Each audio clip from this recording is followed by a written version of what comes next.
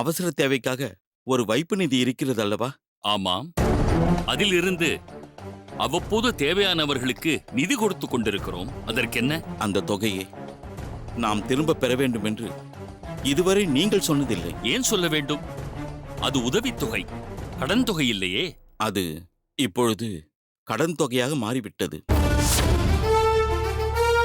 என்ன கணக்கு பிள்ளை, என்ன சொல்கிறீர்கள்? யார் அதை கடன் தொகையாக மாற்றச் சொன்னது? உதவி பெற்றவர்களிடமிருந்து முதல் தவணையும் பிடித்தாகிவிட்டது. யாரை கேட்டு இப்படி செய்தீர்கள்?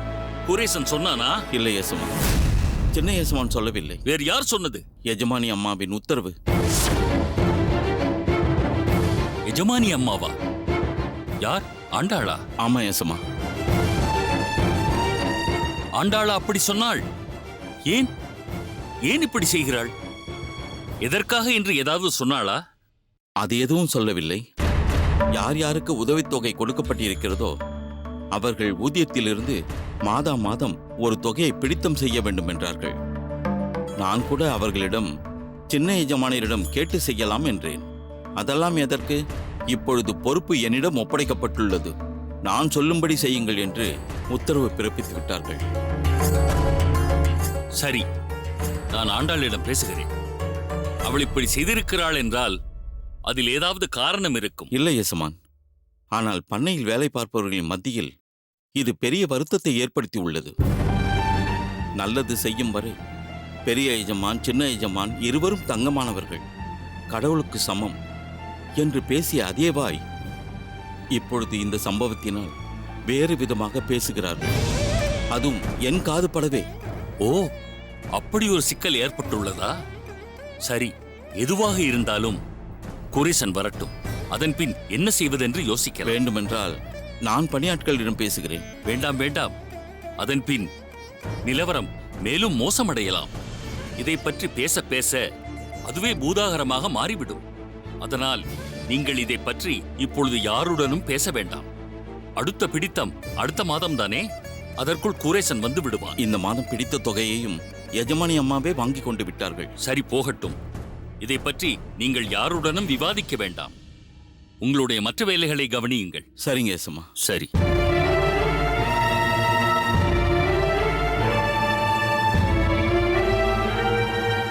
இது என்ன புது பிரச்சனை?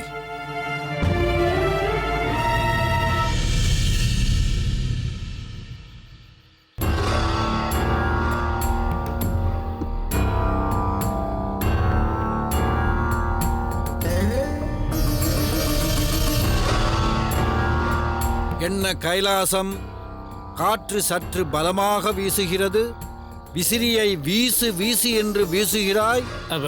மன்னிக்க வேண்டும் குருநாதா, தாங்கள் இன்னும் உறங்கவில்லையா? கண்களை இறுக்கி மூடிக்கொண்டதால் உறங்கிக் கொண்டிருக்கிறீர்களோ என்று நினைத்தேன். உறக்கம் உங்களுக்கும் அவசியம்தானே, அதனால் தான் நன்கு குளிர வீசினேன். தங்கள் திருமேனியில் ஒரு அக்கறையும் வாட்டத்தை போக்குவதில் ஒரு நாட்டமும் என் முக்கியமான கடமையாயிற்றே. சரி சரி, வட்டியிலும் இன்னும் நாட்டம் இருக்கிறதா? அச்சச்சோ, அபச்சாரம் அபச்சாரம். இன்னும் தாங்கள் பழைய விஷயங்களை மறக்கவில்லை போல இருக்கிறதே குருதேவா. இப்பொழுதெல்லாம் மிகவும் அடக்க ஒடுக்கமாக இருந்து கொண்டிருக்கிறேன். இந்த அடியவனுக்கு தெரிந்ததெல்லாம் மடம், குருநாதர், குரு சேவை, அவ்வளவுதான் குருநாதா. அப்படியா? இதெல்லாம் உன் இயல்புக்கு சற்று கடினமாயிற்றே. பார்த்தீர்களா குருநாதா, தாங்கள் இன்னும் இந்த கடையனை நம்பவில்லையே. என் மேல் சத்தியமாக, இல்லை இல்லை, தங்கள் மீது சத்தியமாக. உன் மீது சத்தியம் செய்யாமல் என் மீது சத்தியம் செய்கிறாயா? என்னை அசுத்தமாக்க பார்க்கிறாயா? பொறுத்தருளுங்கள் குருநாதா, என்னை பற்றிய தவறான அபிப்பிராயங்களை தயவு செய்து தங்கள் ஆழ் மனதில் இருந்து அகற்றி விடுங்கள். மடத்து காரியங்களை தவிர என் சிந்தனையில் வேறு இல்லை. தங்கள் கட்டளைப்படிதான் என் வாழ்க்கை. தங்கள் முகக்குறிப்புணர்ந்து சேவை செய்வதே அடியேனின் லட்சியம். சரி சரி, உன்னை நம்பிவிட்டேன். போதுமா? நீ வேறு எதிலும் நாட்டம் கொள்ளாமல் இருக்கும் வகையில் நான் தானே இப்போது உன்னை கட்டி போட்டு வைத்திருக்கிறேன். அதனால் தானே நீயும் வாளை சுருட்டி கொண்டு இருக்கிறாய். வந்தனம் சுவாமி.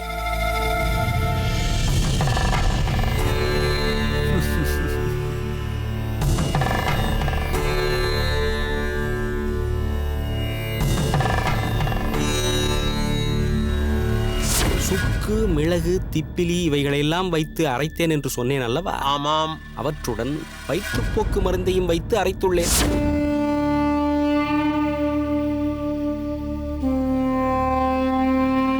வா ராமானுஜா, எங்கே உன்னை காணோமே என்று பார்த்து கொண்டிருந்தேன். என்ன ராமானுஜா, கையில் குவளையோடு வந்திருக்கிறாய்? நேற்று தங்களிடத்தில் தெரிவித்தது போல் இருமல் போக்கும் மருந்தை பாலில் இட்டு வந்திருக்கிறேன். இதமான சூட்டில் இருக்கிறது, இப்போதே பருகிவிடுங்கள். அதெல்லாம் சரிதான், ஆனால் எனக்கு இப்போது இருமல் இல்லையே. அதனால் என்ன குருதேவா? உறங்கும் போதும் வரலாம், உறக்கமும் கெட்டு போகலாம். வருமுன் காப்பது நல்லதல்லவா? தங்களுக்காக மிகவும் அக்கறையோடு சன்னமாக நானே பொடி செய்து கொடுத்தேன். தொண்டையில் ஏதும் சிக்காமல் நேராக போய்விடும். எது போய்விடும் என்கிறாய்?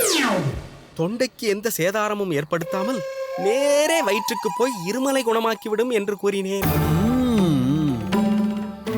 அதற்காகத்தான் நானே பிரத்யேகமாக பொடி செய்தேன். ஆம் சுவாமி, அடியேன்தான் மருந்தை பொடிக்கலாம் என்றிருந்தேன். அப்போது இவர் உன்னால் அழுத்தம் கொடுத்து அந்த குழவியை உருட்ட முடியாது, கொடு, நான் நன்றாக மசித்துக் கொடுக்கிறேன் என்று பெற்றுக்கொண்டு விட்டார். தங்கள் தேகத்தில் ராமானுஜனைப் போல் எனக்கும் பொறுப்பு இருக்கிறதல்லவா? ராமானுஜன் மூலிகைகளை கொண்டு வந்து கொடுத்தான், நான் அதை பொடித்து மசித்து கொடுத்தேன். இப்படி இருவருமே குரு சேவையை பகிர்ந்து கொண்டோம் குருதேவா. ஓ, இவ்வளவு விஷயம் நடந்திருக்கிறதா? சரி ராமானுஜா, அந்த பாலை கொடு.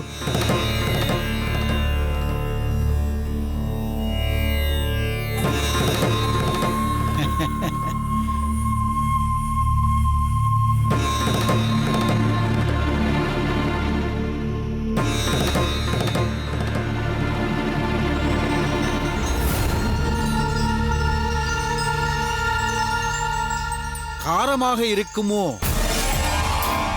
எனக்கோ இப்போது கொஞ்சமும் இருமல் இல்லை.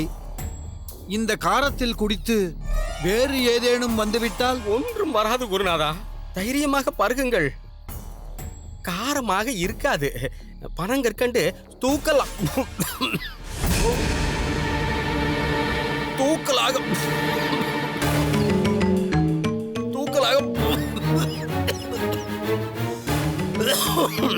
என்ன கைலாசம், உனக்குத்தான் இருமல் மிகவும் மோசமாக இருக்கிறது போல் இருக்கிறது. அதுவும் வறட்டு இருமல்.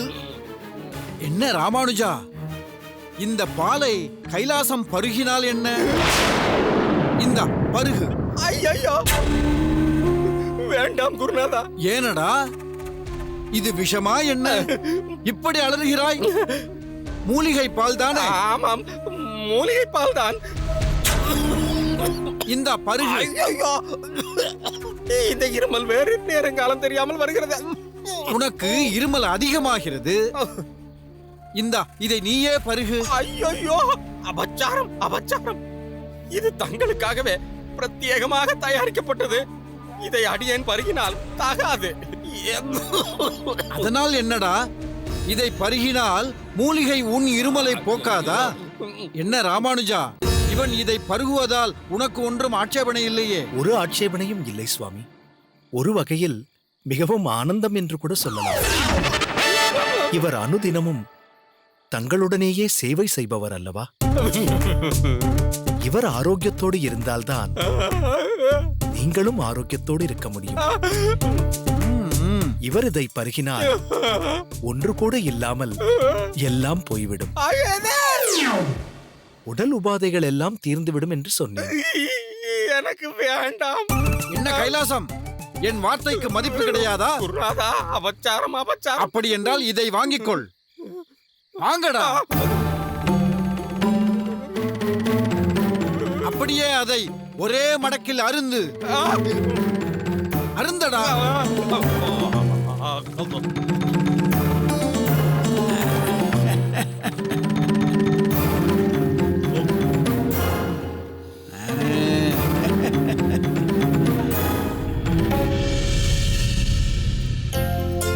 பாட்டி, சொன்னால் கேளுங்கள். நாங்கள் இருவரும் பார்த்துக் கொள்கிறோம். நீங்கள் எதற்கு மெனக்கெடுகிறீர்கள்? கையும் காலும் அசைந்து கொண்டே இருக்க வேண்டும். இல்லை என்றால் எழுந்து நடப்பதே சிரமமாகிவிடும். ஏதோ என்னால் முடிந்ததை செய்துவிட்டு போகிறேனே. பிறகு உங்கள் இஷ்டம். உங்களை நான் தடுக்கப் போவதில்லை. என்ன அமுதா, அக்கம் பக்கத்தில் ஏதாவது விசேஷம் உண்டா? உனக்கு சுவாரஸ்யம் தரக்கூடிய விசேஷம் என்றால் சமீபத்தில் பட்டுவை பார்த்தேன். ஜொலிக்கிறாள். ஜொலிக்கிறாள் என்றால் 3 நாட்களில் 2 புது புடவைகளில் அவளை பார்த்தேன். இதில் ஜம்பம் வேறு. ஏதோ வேறு யாரும் புதுப்படையை பார்க்காது போலும், உடுத்தாது போலும். எங்கிருந்துதான் அவளுக்கு இதற்குண்டான காசு கிடைக்கிறதோ தெரியவில்லை. ஒருவேளை காந்திமதியின் அகத்தில் எல்லா வேலைகளையும் அவளே செய்வதால் அவர்கள் வாங்கி கொடுத்திருக்கலாம் அல்லவா? அப்படித்தான் இருக்க வேண்டும். இல்லை என்றால் இவளாவது வாங்குவதாவது. இதில் வேறு பெரிதாக பீற்றிக் கொள்கிறாள். இதோ பாரடி கௌசல்யா, அந்த பட்டு உனக்கு மிக வேண்டப்பட்டவள் என்று எனக்கு தெரியும். இருந்தாலும் அவளுடைய போக்கு சரியில்லை. அதை உன்னிடம் தெரியப்படுத்த வேண்டும் என்றுதான் சொல்கிறேன். ஏ கிழவி, கௌசல்யாவின் நகம் தேடி வந்து என்னை பற்றி பற்ற வைக்கிறாயா? எனக்கும் நேரம் வரும், அப்பொழுது கவனித்துக் கொள்கிறேன். சரிடி கௌசல்யா, என் நகத்தில் ஒருத்தி இருக்கிறாள். யாரை சொல்கிறீர்கள்? வேறு யார், என் மாற்று பெண் தான். நான் அவளுக்கு மாமியாரா அல்லது அவள் எனக்கு மாமியாரா என்றே தெரியவில்லை. தாமதமாக போனால் பொரிந்து தள்ளி விடுவாள். அமுதா, புறப்படலாமா? சரி பாட்டி. கௌசல்யா, நாங்கள் புறப்படுகிறோம். சரி. சரிடி கௌசல்யா, நாங்கள் வருகிறோம். சரி பாட்டி. வா அமுதா, போகலாம்.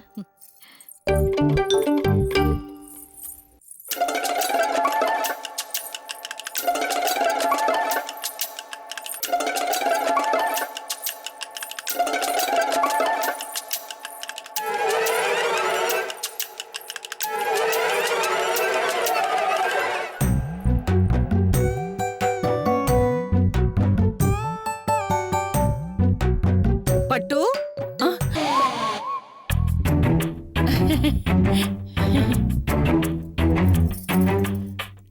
வா பட்டு. ஏன் அங்கேயே நின்று விட்டாய்? இப்பொழுதுதான் பாட்டி உன்னை பற்றி பேசிக் கொண்டிருந்தார்கள். கழுகிற்கு மூக்கில் வேர்த்தாற் போல் நீயும் வந்து நிற்கிறாய். அந்த கிழவி பேசியதையெல்லாம் ஒட்டு கேட்டுக்கொண்டுதான் இருந்தேன். இப்பொழுதுதான் புரிகிறது பாட்டியின் மாற்றுப்பெண் எவ்வளவு பாவம் என்று. என்னமோ என் மாற்றுப்பெண் சரியில்லை, என் மாற்றுப்பெண் சரியில்லை என்று சொல்கிறார்களே. இப்படிப்பட்ட மாமியார் இருந்தால் எந்த மாற்றுப்பெண் தான் குப்பை கொட்ட முடியும்? என் சம்பத்தை பற்றி இந்த கிழம் பேசுகிறது. பட்டு, கிழம் என்றெல்லாம் சொல்லாதே. பெரியவர்களை எல்லாம் இப்படி பழித்து பேசாதே. என்ன பெரியவர்கள்? பொல்லாத பெரியவர்கள். பெரியவர்கள் பெரியவர்களாக நடந்து கொள்ள வேண்டும். சரி, அதெல்லாம் போகட்டும். என்ன திடீரென்று வந்திருக்கிறாய்? வேறென்ன, உன்னிடம் எனக்கு ஒரு சிறு உதவி தேவை. எனக்கென்று வேறு யார் இருக்கிறார்கள்? என்ன உதவி வேண்டும்? அதை முதலில் சொல். எனக்கு கொஞ்சம் பணம் தேவை. பணமா? எதற்கு? எல்லாம் அந்த கடன் தான். என்னது, கடனா? அது கடனா? கடன் என்றால் கடமை. அந்த பாழாய் போனவனால் வந்தது. நீ என்ன சொல்கிறாய் என்றே புரியவில்லை. பணி செய்து கிடப்பதே என் கடன். கடன் பட்டார் நெஞ்சம் போல், செஞ்சோற்று கடன் என்றெல்லாம் சொல்லுவார்களே, அதே போல்தான் இதுவும்.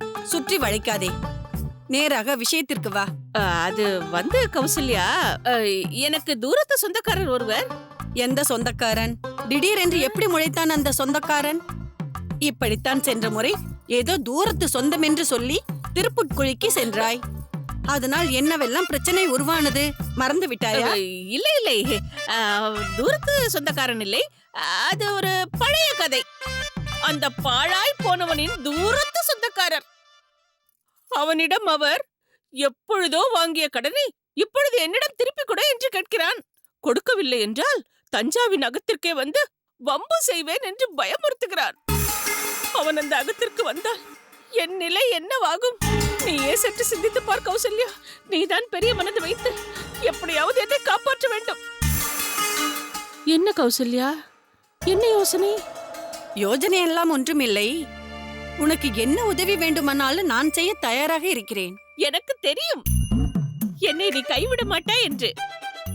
மிக்க நன்றி கௌசல்யா. நான் இன்னும் முடிக்கவில்லை. என்ன உதவி வேண்டுமானாலும் செய்கிறேன். புடவை வேண்டுமா? வாங்கி தருகிறேன். வேறு ஏதாவது தேவையா? அதையும் பூர்த்தி செய்கிறேன். ஆனால் பண உதவி மட்டும் கேட்காதே. அதை செய்ய என்னால் இயலாது. என்ன கௌசல்யா, நான் என்ன சொல்கிறேன் என்று கேள. பட்டு, இதை தவிர வேறு ஏதாவது பேச வேண்டுமானால் உள்ளே வா. இல்லை என்றால் இங்கிருந்து போ. கௌசல்யா, என்னது இது? இப்படி முகத்தில் அடித்தாற் போல் சொல்லிவிட்டு சென்று விட்டாளே. அந்த புடவைக்காரனுக்கு இப்பொழுது நான் என்ன பதில் சொல்வேன்? ஆதிகேசவா, இந்த பட்டுவை நீதான் காப்பாற்ற வேண்டும்.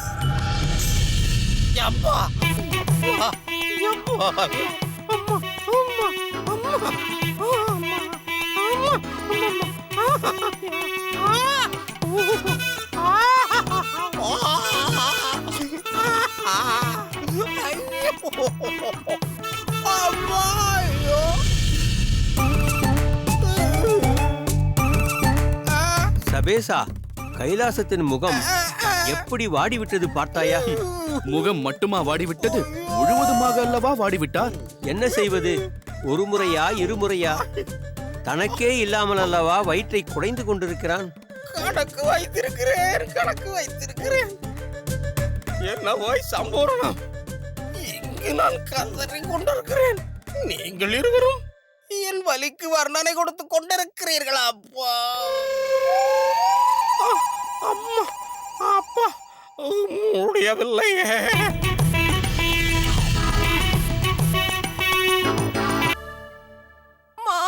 மோரை நீயே வைத்துக்கொள். தர வேண்டிய கடனை கொடு. நான் இங்கு வந்தது உன் கடன் பாக்கியை பற்றி எல்லோரிடமும் சொல்லத்தான். கபாலி படத்தின் சென்சார் நடந்து முடிந்தது. நியூ சர்டிபிகேட் வாங்கியிருக்கிற இந்த திரைப்படம் 2.5 மணி நேரம் ஓடக்கூடியது. ஜூலை 22ஆம் தேதி உலகம் முழுவதும் வெளியிட திட்டமிட்டிருக்காங்க.